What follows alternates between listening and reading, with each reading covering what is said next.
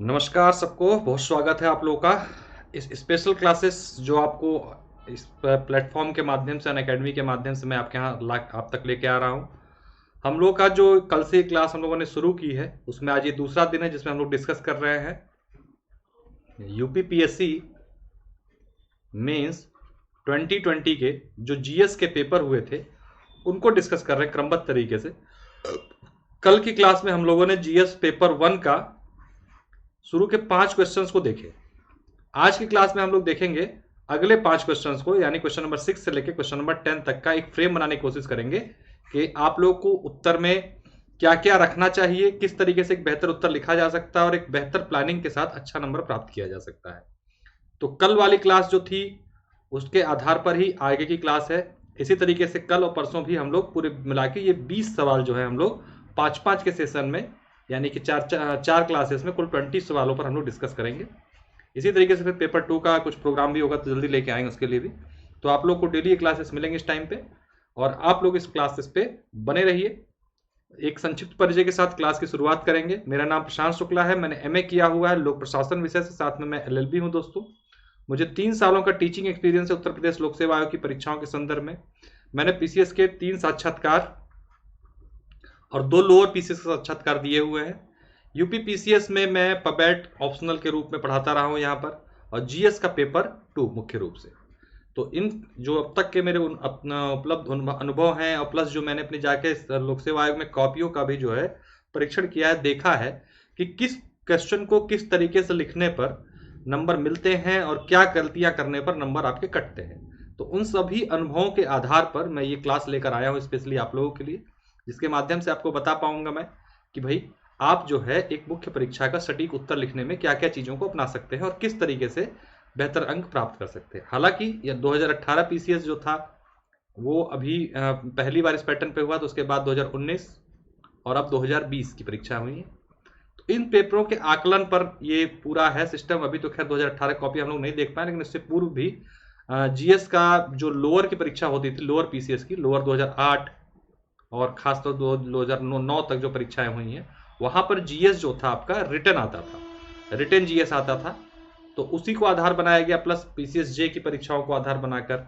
और अब जो है बाकी मेंस में अपने ऑप्शनल को देखा गया है जाके वहां पर आयोग में, तो उसी के आधार पर ये कुल मिला के एक बेसिक फिनोमेना के आधार पर मैं आपको ये लेकर आया हूँ क्लास के, जिसके आप एक बेहतर उत्तर प्राप्त कर सकें। चलिए, तो आपको थोड़ा सा बता दूं कि अनअकैडमी का प्लस सब्सक्रिप्शन लेने पर आपको क्या क्या लाभ मिलता है। सबसे पहले आपको मिलता है daily live classes. Daily live class का फायदा होता है कि आप अपने एजुकेटर से एंगेज हो सकते हैं, उससे डिस्कस कर सकते हैं। सभी क्वेश्चंस को वहां पर आप जो भी आपके डाउट हो उनको क्लियर कर सकते हैं। स्ट्रक्चर्ड कोर्स मिलता है आपको। स्ट्रक्चर कोर्स में होता है क्या है कि आपको अपने एजुकेटर जिसकी आप क्लासेस ले रहे हैं उनके पूरे मंथ का शेड्यूल आपको पता होता है कि पर्टिकुलर डे कौन सी क्लास चलेगी, कैसे होगा।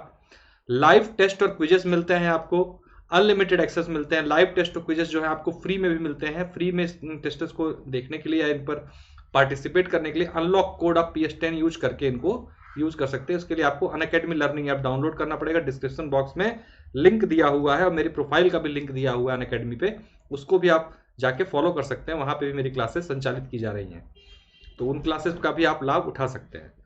इसके साथ आपको क्या मिलता है, अपने मनपसंद के शिक्षकों के साथ आप मोबाइल पर या किसी भी डिवाइस पर किसी भी जगह अध्ययन कर सकते हैं। लाइव वीडियोस को देख सकते हैं। अगर किसी वजह से आप लाइव क्लासेस नहीं देख पा रहे हैं तो उन क्लासेस को रिकॉर्डेड रूप में भी आप कभी भी कहीं पर एक्सेस करके देख सकते हैं। तो ये सुविधाएं आपको अनअकैडमी प्रोवाइड करा रहा है। साथ में हर क्लास के बाद आपको क्लास नोट्स मिलते हैं पीडीएफ के रूप में। पीडीएफ के रूप में क्लास नोट्स हैं, उसको डाउनलोड कर लीजिए। डाउनलोड करके जो है आप पढ़िए और उसका प्रिंट आउट भी चाहे तो निकलवा सकते हैं। हर चौथी क्लास, मतलब तीसरी के बाद जो चौथी क्लास होती है वो कैसी होती है, डाउट क्लियरिंग क्लास होती है। इसमें आपके जो भी पिछले 3 क्लासेस के डाउट होते हैं उनको क्लियर कराया जाता है। आपके सभी डाउट जो है बेस्ट एजुकेटर्स के माध्यम से जो है क्लियर कराए जाते हैं। अनअकैडमी पे बहुत सारे प्रोडक्ट फ्री में भी उपलब्ध हैं। फ्री में प्रोडक्ट को यूज करने के लिए, जो फ्री क्लासेस या लाइव टेस्ट को यूज करने के लिए आपको अनलॉक कोड यूज करना होगा PS10। इसके माध्यम से आप जो है फ्री क्लासेस एंजॉय कर सकते हैं। 500 से अधिक फ्री क्लासेस लाइव उपलब्ध हैं यहाँ पर। वीकली फ्री मॉक टेस्ट हैं और फ्री लाइव क्विज 20,000 से प्लस क्वेश्चन जो हैं आपको मिल रहे हैं। साथ में डेली जो है 20 क्वेश्चंस का प्रैक्टिस सेट चलता है। 20 मिनट में 20 सवाल का आंसर आपको देने पड़ते हैं। तो इन चीज़ों का भी आप पार्टिसिपेट करके अपने आप को आकलित कर सकते हैं, अपने आप को इवेल्युएट कर सकते हैं।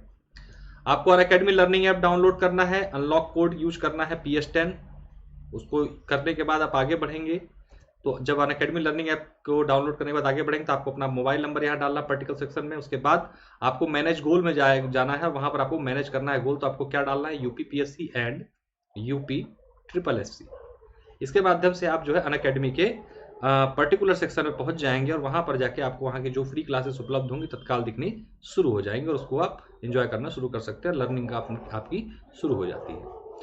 फिर बात आती है कि भाई जब सब कुछ फ्री है तो प्लस पे क्यों जाएं, क्या अंतर है, देख लीजिए एक बार मोटा मोटा भाई प्लस का फायदा क्या क्या है और फ्री में क्या क्या आपको मिल रहा है। फ्री क्लासेस में लिमिटेड सिलेबस कवर कराए जाते हैं, ओकेशनली प्रैक्टिस सेट होता है, ओकेशनली PDF नोट्स मिलते हैं और लिमिटेड डाउट सॉल्यूशंस कराए जाते हैं। वही जब आप प्लस पे होते हैं तो आपको क्या मिलता है, कंप्लीट सिलेबस का कवरेज होता है, साथ में अनलिमिटेड प्रैक्टिस सेट होते हैं, अनलिमिटेड PDF नोट्स होते हैं और सभी डाउट्स जो है आपके टॉप एजुकेटर्स के माध्यम से कवर कराए जाते हैं। UPSSC के लिए एक फाउंडेशन बैच जो है उसकी शुरुआत 26 जनवरी से हो चुकी है। साथ में एक और बैच, अन्य बैच 9 फेब से शुरू हो रहा है। इस दोनों बैच को आप ज्वाइन कर सकते हैं। इसी तरीके से ऑप्शनल ज्योग्राफी पब्लिक एडमिनिस्ट्रेशन के लिए बैच 26 जनवरी से और उसके साथ साथ हिस्ट्री ऑप्शनल के लिए एक बैच जो है आपका 8 फेब से शुरू हो रहा है। इन बैच को आप ज्वाइन कर सकते हैं। आपको ऑप्शनल मिल रहे हैं, 3 ऑप्शनल फिलहाल शुरू हो चुके हैं, भविष्य में और ऑप्शनल भी आएंगे। UPPCS प्रीलिम्स के लिए एक बैच 26 जनवरी शुरू हो चुका है, दूसरा बैच जो है आपका 9 फेब से शुरू हो रहा है। उस बैच को भी आप ज्वाइन कर सकते हैं 2021, जिसका पेपर आपका 13 जून को है भाई। इसके लिए एक खास और फोकस बैच बन रहा है। लेखपाल के लिए बैच और SI के लिए बैच भी उपलब्ध है और दोनों नए बैच 9 फेब से शुरू हो रहे हैं। तो इन बैच को भी आप एंजॉय कर सकते हैं। प्रारंभ नाम से लोअर का बैच शुरू हो चुका है, हिंदी में बैच है ये, आपको प्रैक्टिस सेट मिलेगा। साथ में UPPCS optional geography Himanshu Thapa sir और पब्लिक एड गौरव शुक्ला सर करा रहे हैं, इसको आप कर सकते हैं। ये पूरा एक टीम है, पूरी टीम जो आपको UPPCS प्रीलिम्स के लिए बैच उपलब्ध करा रही है। इसके माध्यम से आप अपनी चीजों को क्लियर कर सकते हैं भाई। देखिए जो फीस है, जो एक्चुअल प्राइस है, डिस्काउंटेड प्राइस देख लीजिए कि आपको प्लस पर जाने पर क्या क्या आपको मिलता है। तो 12 मंथ और 24 मंथ कोर्स को आप प्रेफर कीजिए, मेरा भी सलाह आपको यही रहेगी। और आपकी जो 12 मंथ की फीस है 7,000 रुपए है। आप वहां पर PS10 कोड का जब यूज करते हैं तो आपकी फीस कितनी हो जाती है 12 मंथ की, मात्र 6,300 रुपए। इसी प्रकार 1 साल की फीस 8400 रुपए है। वहां पे भी आप मेरा कोड PS10 यूज करके आपकी जो 24 मंथ की फीस है वो कितनी हो जाती है 7,560 रुपए। तो जो रेफरल कोड मांगता है वहां पे आप मेरा कोड PS10 डालकर इस डिस्काउंट को अवेल कर सकते हैं भाई। चलिए तो हम लोग अपने कल के सेशन को आगे बढ़ाएंगे। जैसा कि कल हम लोगों ने देखा था कि भाई जो हम लोगों का शुरू के 5 क्वेश्चन थे उसको हम लोगों ने देखे और अब जो है अगले 5 क्वेश्चन को देखेंगे।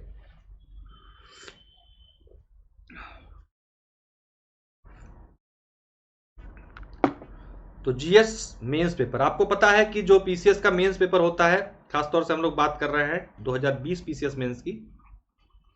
तो जो मेंस का पेपर होता है, आपको पता है यहाँ पर GS के 4 पेपर होते हैं, GS1, GS2, GS3 और GS4। जो 1 होता है इसमें आपके कई टॉपिक्स हैं, साइंस, साइंस कह रहा हूँ, world history, modern history, geography, social issues और यूपी स्पेशल। पेपर 2 में आपके पॉलिटी, गवर्नेंस, IR और करंट के मुद्दे शामिल होते हैं और यूपी स्पेशल भी होता है। पेपर 3 में साइंस एंड टेक, इकोनॉमिक्स, आपदा प्रबंधन, पर्यावरण, आंतरिक सुरक्षा और पेपर 4 आपका एथिक्स का होता है। इस तरीके से जो है पेपर बटे हुए हैं हमारे, 200 नंबर के एक पेपर होते हैं, यानी कुल GS 800 मार्क्स का आपका UPPCS मेंस में होता है। तो हम लोगों ने कल 5 क्वेश्चन देखे थे, यानी कि मैंने आपको बताया था कि इसमें 2 तरीके क्वेश्चन आ रहे हैं, एक 8 नंबर में और एक आता है 12 नंबर में। तो 12 नंबर वाले के लिए आपको शब्द सीमा है 200 शब्द और 8 नंबर वालों के लिए शब्द सीमा है 125 शब्द। मैंने कल भी बताया, आज भी बता रहा हूं कि 125 जो शब्द सीमा है, शब्द सीमा का आपका विशेष ध्यान देना है और समय सीमा का भी आपको ध्यान देना है। समय सीमा कैसे डिसाइड करेंगे आप, जो 8 नंबर वाला सवाल है वो 8 से 9 मिनट में आपको लिखना है। इससे ऊपर अगर टाइम आप देते हैं एक क्वेश्चन को तो क्या होगा, दिक्कतों का सामना आपको करना पड़ सकता है। क्योंकि दिक्कतें कैसी होंगी, दिक्कतें होंगी इस प्रकार की कि आप कुछ क्वेश्चन तो जो है आपका सही हो जाएगा, जल्दी अच्छा हो जाएगा, और कुछ क्वेश्चंस पर आप सही से उसको नहीं कर पाएंगे, यानी उसका टाइम मैनेज ना होने की वजह से वो क्वेश्चन आपके गड़बड़ हो जाएंगे। तो इसलिए शब्द सीमा और समय सीमा दोनों के ऊपर विशेष जोर देते हुए आपको ये मेरी सलाह है कि आप काम करिएगा, तभी एक बेहतर उत्तर आप लिख पाएंगे। और बेहतर उत्तर के साथ साथ जरूरत था हर उत्तर के में एक विशेष संतुलन जो है आपको जरूर देना होगा, बिना उसके जो है आप काम नहीं कर पाएंगे और पूरे पेपर के संग न्याय होना आसान नहीं होगा। और ध्यान दीजिएगा, अगर हम सोचें कि हम पूरा पेपर नहीं कर पाएंगे सही तरीके से तो दिक्कत है, उसमें हम फिर आपको उस तरीके से नंबर नहीं मिल पाते हैं जैसे कि मिलने चाहिए। देखिए क्वेश्चन आपके सामने है।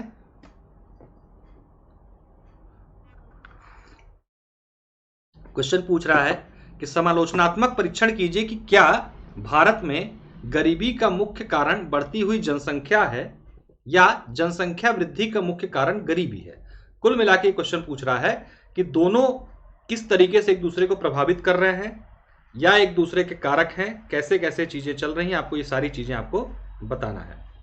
तो इसमें क्या करना होगा आपको, अल्टीमेटली आपको पहले भूमिका बतानी होगी और दोनों के जो है कारण बताने होंगे।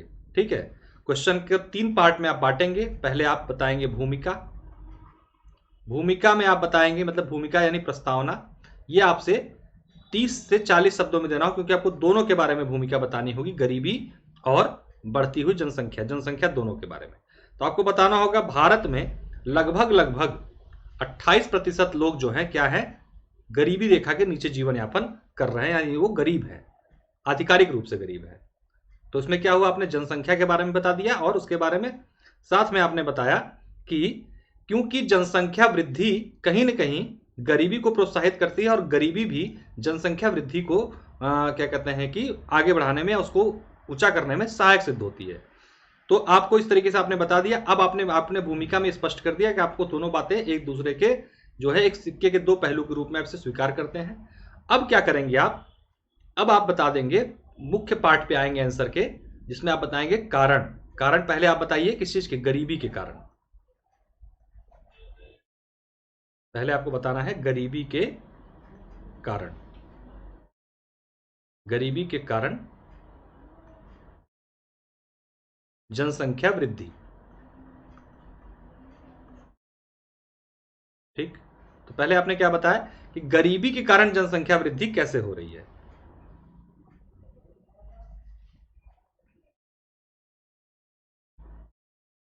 जनसंख्या वृद्धि,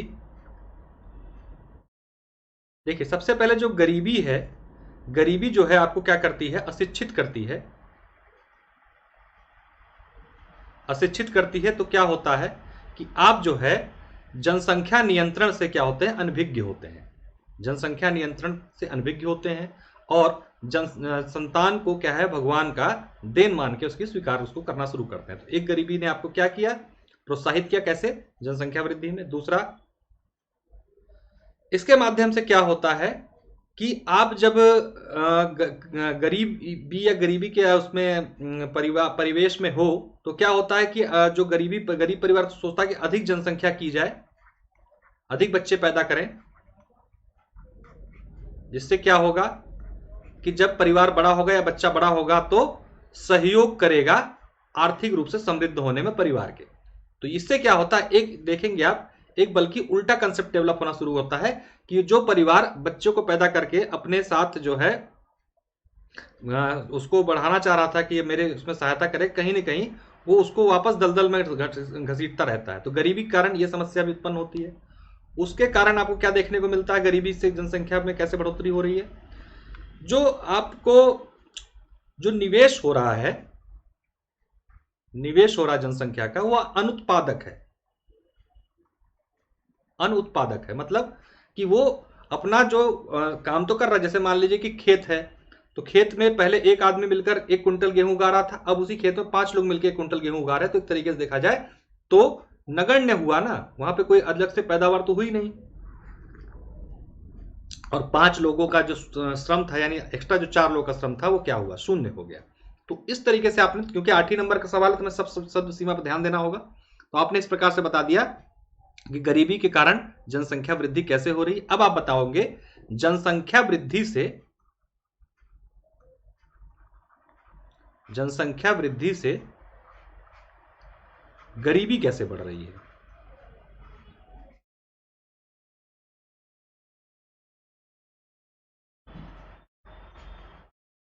आपने बताना शुरू किया। हेडिंग बना, देखिए हेडिंग बनाइएगा। एक चीज बताना चाहूंगा आप लोगों को, यूपी पीसीएस के एग्जाम में बुलेट पॉइंट्स और हेडिंग और प्लस डायग्राम का जरूर यूज कीजिए ताकि आपको एक बेहतर नंबर प्राप्त हो सके। इस बात को बहुत अच्छे से समझ लीजिएगा क्योंकि मैंने कॉपियां देखी हैं। तो क्या होता है, अब क्या हो रहा है, जब जनसंख्या वृद्धि होती है गरीबी में कैसे हो रहा है, संसाधनों का वितरण जो है वो न्यायपूर्ण नहीं हो पा रहा है। अधिक जनसंख्या है, संसाधन सीमित है, तो क्या हो रहा है कि जो है आप जो है सही से संसाधनों का वितरण ना हो पाने की वजह से जो गरीबी का प्रतिशत है लगातार बढ़ता चला जा रहा है। जनसंख्या अधिक होने के कारण होता है क्या, एक कार्यक्रम जो सरकार द्वारा लोक कल्याणकारी या गरीबी निवारण प्रोग्राम जो होते हैं, गरीबी निवारण कार्यक्रम जो होते हैं, गरीबी निवारण जो कार्यक्रम होते हैं उनका जो है जनसंख्या अधिक होने के कारण सही प्रकार से संचालन नहीं हो पाता। बहुत तेज बिजली चमकी है, आवाज आप लोगों को भी तक पहुंची होगी, तो घबराइएगा नहीं, सोचिएगा नहीं कुछ टेक्निकल फॉल्ट नहीं है, ये बाहर मौसम खराब है इस वजह से ऐसा हो रहा है। संसाधनों का वितरण न्यायपूर्ण नहीं होता, गरीबी निवारण कार्यक्रम जो सही प्रकार से चलाया जा रहा था गवर्नमेंट के सब तक नहीं पहुंच पाता अधिक जनसंख्या के कारण। अधिक जनसंख्या दबाव के कारण जो होता है कि जो भी अशिक्षा का स्तर जो है इससे क्या होता है, बढ़ता है। अधिक जनसंख्या है, गरीबी है, गरीबी की वजह से अशिक्षा है, अशिक्षा की वजह से क्या है कि जो एक कुशल कारीगरों का विकास जो है सही प्रकार से ना हो पाता है। नहीं हो पाने के कारण कुशल कारीगरों का विकास यानी मानव संसाधनों में कुशल कारीगरता या जो श्रमिक हैं उनमें कुशलता या जिसे स्किल डेवलपमेंट प्रोग्राम बोलते हैं उसका सही से अनुपालन ना हो पाने के कारण वो उस कुचक्र में ही लगातार फंसे रहते हैं क्योंकि उनका शोषण जो है लगातार बढ़ता रहता है। इस प्रकार से आपने बता दिया कि दोनों को फिर निष्कर्ष के रूप में लिखिए कि देखने में ये दोनों एक अलग अलग कंसेप्ट नजर आते हैं या अलग अलग चीजें हैं, परंतु देखा जाए तो ये दोनों एक सिक्के के दो पहलू हैं और दोनों एक दूसरे को उतना ही प्रभावित करते हैं। अगर हम जनसंख्या नियंत्रण का प्रयास करते हैं तो जाहिर सी बात है गरीबी में भी जो है कमी आएगी, और अगर हम गरीबी निवारण प्रोग्रामों के माध्यम से या गरीबी निवारण कार्यक्रमों के माध्यम से गरीबी को कम करने की कोशिश करते हैं तो जाहिर सी बात है कि जनसंख्या वृद्धि पे भी अंकुश लगाया जा सकता है। इस प्रकार से आपने निष्कर्ष लिख के आंसर को अपने समाप्त कर दिया। ध्यान दीजिएगा, शब्द है 120 125 तो ज्यादा से ज्यादा 130 135 तक जा सकते हैं, इसके ऊपर जाएंगे तो नंबर में कटौती होती है और साथ साथ आपका समय भी खत्म हो जाएगा। आगे जो 12 नंबर के सवाल है वो आपके प्रभावित होने शुरू हो जाएंगे। अगला क्वेश्चन है, उत्तर प्रदेश को प्रमुख भौतिक प्रदेशों में विभाजित करते हुए आपको क्या करना है, भाभर और तराई क्षेत्रों की भौगोलिक विशेषताओं का वर्णन करना है। साफ साफ पूछ दिया क्वेश्चन में कि आपको उत्तर प्रदेश के क्या करना है भाई,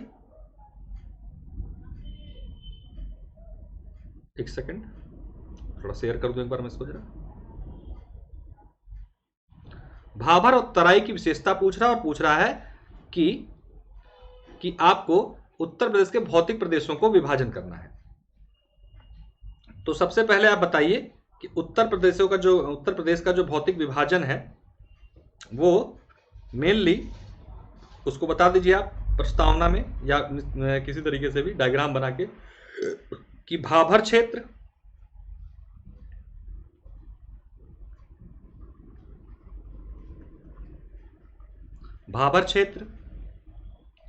तराई क्षेत्र, खादर क्षेत्र, बांगर क्षेत्र,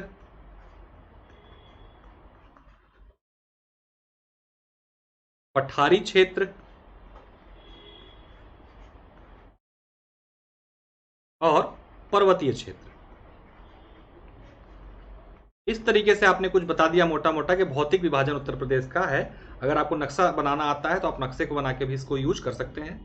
उसके बाद आपने क्या किया जा रहा है कि इसमें भाभर और तराई क्षेत्रों की भौगोलिक विशेषताओं का वर्णन पूछ रहा है। साफ साफ पूछा है कि किसका, भाभर का और तराई का। दोनों के लिए आप करना क्या है, आपको सीधे सीधे क्वेश्चन फ्लैट है, एक तरफ आपको पेपर के दो पार्ट में बांट लीजिए, एक तरफ लिख दीजिए भाभर और एक तरफ तराई। हेडिंग बनाना है आपको इसकी भौगोलिक, बीच में लिख दीजिए भौगोलिक विशेषताएं, भौगोलिक विशेषताएं। यही पूछा क्वेश्चन में मैंने आपसे। तो पहले आप करिए क्या, क्रमबद्ध तरीके से भाभर की भौगोलिक विशेषता बताते चले जाइए। बताइए कि ये उत्तर प्रदेश का सबसे ऊपरी हिस्सा है, ठीक। एक पतली पट्टी के रूप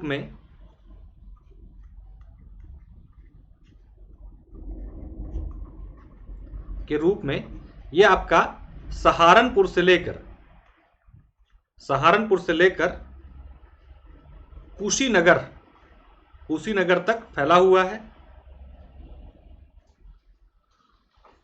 भूमि जो है इसकी ऊबड़ खाबड़ है, और आप बता दीजिए इसमें जो बालू पत्थर और कंकड़ पत्थर जो है मिलते हैं, कंकड़ मिलते हैं, कंकरीली जमीन है इसकी, ठीक है। तो आपने बता दिया आपको कि आपके भाभर की क्या विशेषताएं हैं। इसी प्रकार से दूसरा आपसे पूछ रहा है कि तराई, तो तराई की विशेषताएं भी इसी क्रम में आप बता दीजिए। तराई में क्या है, यह क्षेत्र समतल है। दूसरा बताइए, अधिक वर्षा होती है यहां पर, अधिक वर्षा होने के कारण क्या होता है, दलदली मैदान बनते हैं यहां, ठीक, दलदली मैदान। फिर आप बताइए कि यहां पर जो है ये जो है सहारनपुर से लेकर ये कुशीनगर तक ये भी फैला हुआ है, और ये भाभर के जो है दक्षिण में स्थित है, भाभर के दक्षिण मतलब उसके निचले हिस्से में, दक्षिण में स्थित है। तो आपने क्या किया, आपने दोनों की विशेषताएं बता के छुट्टी पा ली। यही इस क्वेश्चन में डिमांड है। बहुत ज्यादा इधर 2 लाइन में निष्कर्ष लिख दीजिए कि उत्तर प्रदेश जो है विभिन्न भौगोलिक प्रदेशों में विभाजित होने के कारण यहाँ अनेक प्रकार की जलवायु और अनेक प्रकार की मिट्टियां जो है पाई जाती हैं। इसी प्रकार से पैदावार के वितरण में भी यहाँ पर असमानता देखने को मिलती है, करके उत्तर अपना समाप्त कीजिए। फ्लैट क्वेश्चन था ज्योग्राफी का ये।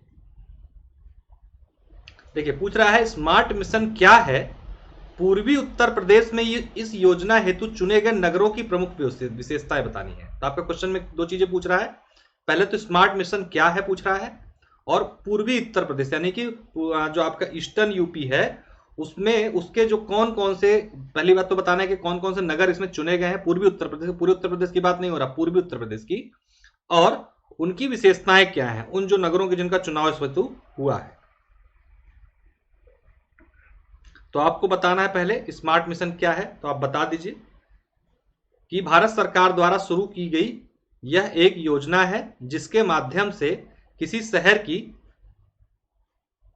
की जो है आपकी शहर की आर्थिक, राजनीतिक, सामाजिक गुणवत्ता तथा पर्यावरणीय गुणवत्ता में सुधार लाया जाता है। साथ साथ जो उस पर्टिकुलर जो सिटी का जिसका चुनाव किया गया है स्मार्ट मिशन के तहत, उसमें अवसंरचना विकास पर बल दिया जाता है ताकि एक स्वच्छ तथा सतत शहर का विकास किया जा सके।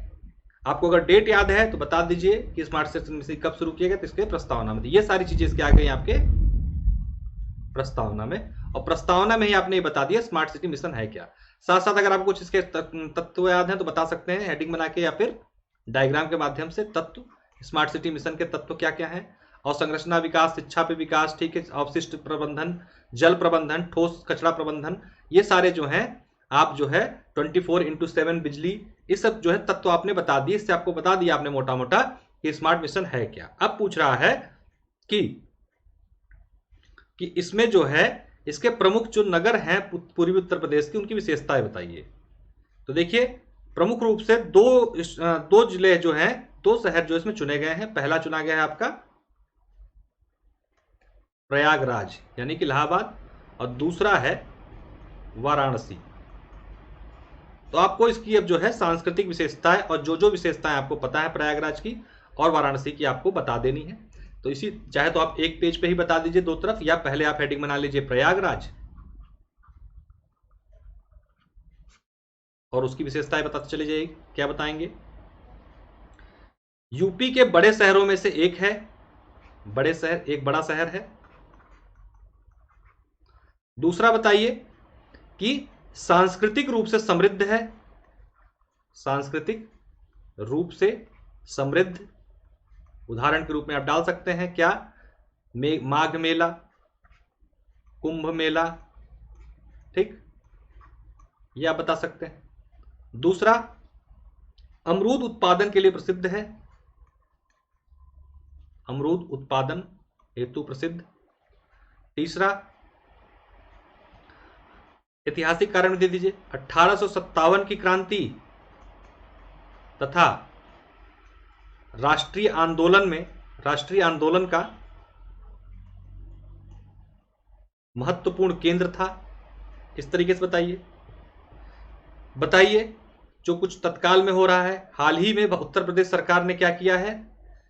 गंगा एक्सप्रेसवे का निर्माण किया है, जो मेरठ को प्रयागराज से जोड़ रहा है। इस तरीके से आपने क्या किया? इलाहाबाद की जो है कुछ विशेषताएं बता दी। और भी आप बता सकते हैं, लेकिन वही मैंने कहा कि समय और शब्द का दोनों का ध्यान रखना, सीमा का। फिर वाराणसी की बात आई तो आपने वाराणसी के बारे में बता दिया। धार्मिक नगरी है, विश्व का सबसे पुराना शहर है, सबसे पुराना शहर। फिर आपने बता दिया कि बौद्ध, जैन,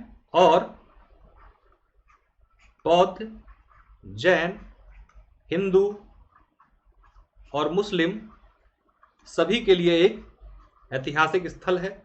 और भी इसके अलावा बहुत सारे हैं कि जो है गंगा आरती फेमस है, और धार्मिक रूप से कह सकते हैं प्रधानमंत्री का संसदीय क्षेत्र है। ये सारी विशेषताएं आप इसके साथ जोड़ सकते हैं। कुछ आपको अगर ढूंढने जाएंगे तो कम से कम 10-10, 20-20 विशेषता तो एक साथ निकल के आएगी। तो ये विशेषता करते हुए आपने अपने उत्तर को पूरा कर दिया। अगला क्वेश्चन है, उत्तर प्रदेश के बुंदेलखंड पर्यटन सर्किट के प्रमुख पर्यटन स्थलों की अवस्थिति का वर्णन पूछ रहा है आपसे। सीधा क्वेश्चन है कि उनका क्या पूछ रहा है क्वेश्चन में कि उत्तर प्रदेश के बुंदेलखंड पर्यटन सर्किट जो है उसके प्रमुख पर्यटन स्थलों की अवस्थिति का वर्णन आपको करना है। तो आपको बताना है कि इसके जो सर्किट में कौन कौन से शामिल हैं। तो आप डिस्क्रिप्शन में बता सकते हैं, मतलब प्रस्तावना में पहले बताइए, प्रस्तावना में बताइए पहले बुंदेलखंड के बारे में, बुंदेलखंड की अवस्थिति, वहां की जलवायु भी बता दीजिए, और वहां पर जो सामाजिक पिछड़ापन है उसका भी जिक्र आप कर सकते हैं। और लिखिए उसके बाद फिर नेक्स्ट पैराग्राफ में आ जाइए, उसमें लिख सकते हैं आप कि पर्यटन को बढ़ावा देने तथा इस माध्यम से बुंदेलखंड क्षेत्र का विकास करने के उद्देश्य से सरकार ने बुंदेलखंड पर्यटन सर्किट का जो है विकास किया है, और एक महत्वपूर्ण पर्यटन स्थल के रूप में इसको विकसित करने की योजना सरकार की है। तो आप बताएंगे फिर उसके बाद कह रहा है कि प्रमुख पर्यटन स्थलों की अवस्थिति, एक एक करके बताते चले जाइए। सबसे पहले बताइए बिठूर, पूछ रहा है उनकी अवस्थिति कहां है। कह दीजिए कि कानपुर जब पार कर जाते हैं आप, कानपुर के छोर पर। किस लिए फेमस है? 1857 की क्रांति में इसका विशेष योगदान था। आप लोग ने इतिहास में पढ़ा होगा, बता दिया एक लाइन में। इतना ही बताना क्योंकि इतना टाइम है नहीं। फिर आप आगे फिर आपने कहा चित्रकूट बता दिया। धार्मिक रूप से प्रसिद्ध है, यूपी एंड एमपी के बॉर्डर पर पड़ता है, ये स्थिति आपने बता दी। आगे आपने बताया झांसी, झांसी झांसी आपने बताया पूर्णतः बुंदेलखंड का क्षेत्र है और वहां का एक प्रमुख जो है उत्तर भारत का प्रमुख मंडल है। ठीक है, एक मंडल है। यहां पर झांसी रानी लक्ष्मीबाई का किला है, ये बता दिया आपने, जो कि पर्यटक स्थल के रूप में विकसित है। और ये भी जो है यूपी और एमपी के बॉर्डर पर है, ये बता दिया आपने। फिर कालिंजर का किला बताइए, कालिंजर का किला ये बता दीजिए, ये भी कहां है आपका, उत्तर प्रदेश के बांदा जिले में अवस्थित है। ठीक है, ऐतिहासिक आपको याद है तो बता दीजिए। मध्यकाल में अपने क्या कहते हैं कि इतिहास में, मध्यकाल के इतिहास में के रूप में इसको देखा जाता है। फिर महोबा, महोबा की स्थिति बता दीजिए, जो एक उत्तर प्रदेश का जिला है और चित्रकूट संभाग में ये अवस्थित है।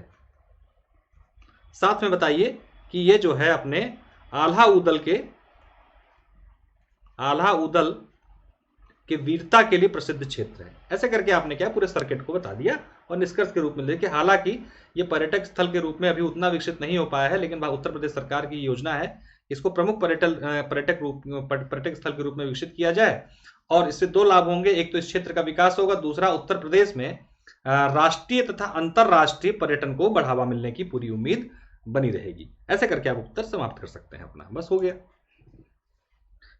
पूछ रहा भारत के विशेष संदर्भ में सीमांत, फ्रंटियर और सीमा, बाउंड्री का अंतर स्पष्ट कीजिए। देखिए सिलेबस में आपके साफ लिखा हुआ है, ये सीमांत और सीमा, वही से उठा के क्वेश्चन ये पूछ दिया है भाई, सीमा और सीमांत को बताना है आपको। क्वेश्चन सीधे पूछा है, विशेष संदर्भ में भारत के पूछ रहा है, आपको भारत के संदर्भ में ही बताना, सीमा और सीमांत में। अंतर पूछा तो अंतर वाले क्वेश्चनों में उत्तर प्रदेश में आप सीधा कीजिए, पहले आप प्रस्तावना बना लीजिए और एक तरफ लिखिए आप सीमांत, प्रस्तावना 20 से 30 शब्द में, निष्कर्ष 10 से 15 शब्द में लिख के आपको लिखना ही लिखना क्वेश्चन में, जिसके लिए मैं बार बार डिस्कस नहीं कर रहा हूं। और प्रस्तावना निष्कर्ष आपका, इसका प्रस्तावना क्या रहेगा, ये डेफिनेशन आप दे दिए। सीमा और सीमांत का अर्थ होता है, सीमांत का अर्थ जहां पर होता है प्राकृतिक बाउंड्री, प्राकृतिक सीमा से। सीमांत का अर्थ है दो देशों के बीच प्राकृतिक सीमा से, और सीमा जो है कृत्रिम होती है, जो मनुष्यों द्वारा बनाई जाती है। तब फिर उसके बाद अंतर पे आ जाएंगे आप। सीमा लिखा आपने इधर, अब एक एक पॉइंट जो है आप डालते चले जाइए, सीमा और सीमांत का। ये क्या है, ये आंतरिक है, आंतरिक है ये, ठीक। ये क्या है, बाह्य है।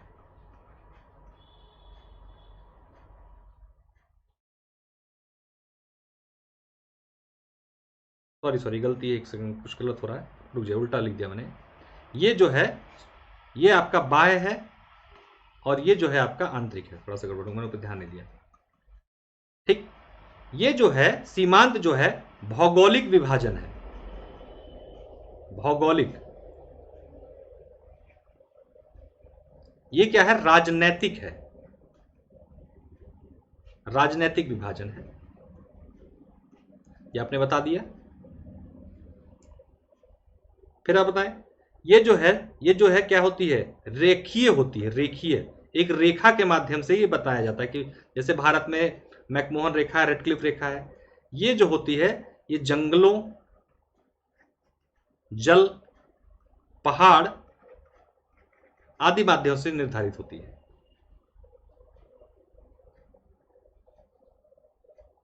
ये क्या होता है, ऐतिहासिक होती है, मतलब दो देशों के ऐतिहासिक संबंधों पर आधारित होती है। ये क्या होती है, प्राकृतिक होती है या भौगोलिक होती है। इस तरीके से आपने कुछ कुछ बताए, साथ में उदाहरण दे दीजिए।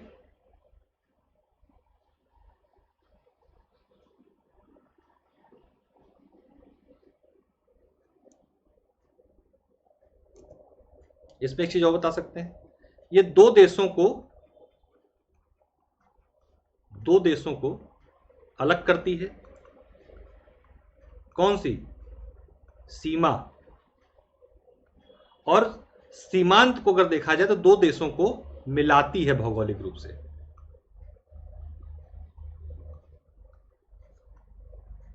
सीमांत की बात हो रही है।